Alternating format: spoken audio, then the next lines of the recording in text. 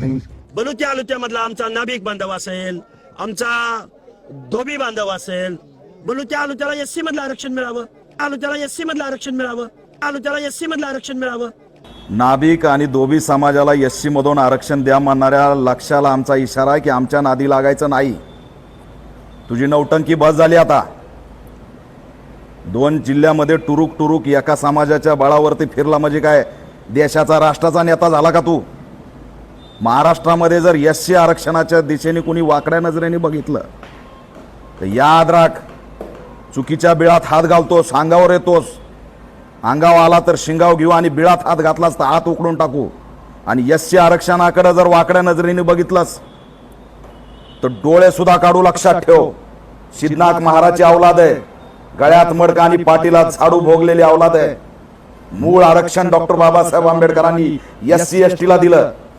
1978-1994 पासून या महाराष्ट्रामध्ये आरक्षणाचं भांडण सुरू आहे. त्यात कुठेही मागणी नव्हती. नव्या मागणीला जन्म घालतो, नवा पायंडा पाडतो, दंगल होत नाही म्हणून एससीला इन्व्हॉल्व करतो.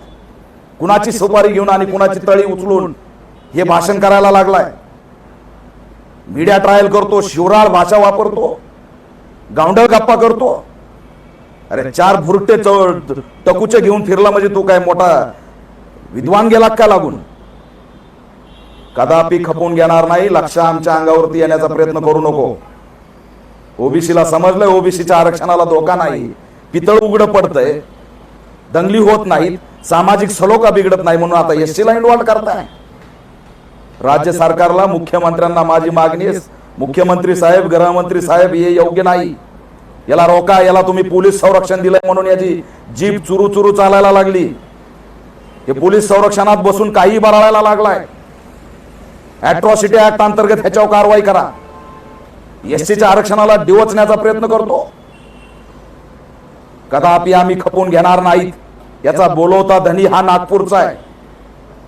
एससीच्या नेत्यांना मी आवाहन करतो, याचा पाठिंबा काढून घ्या.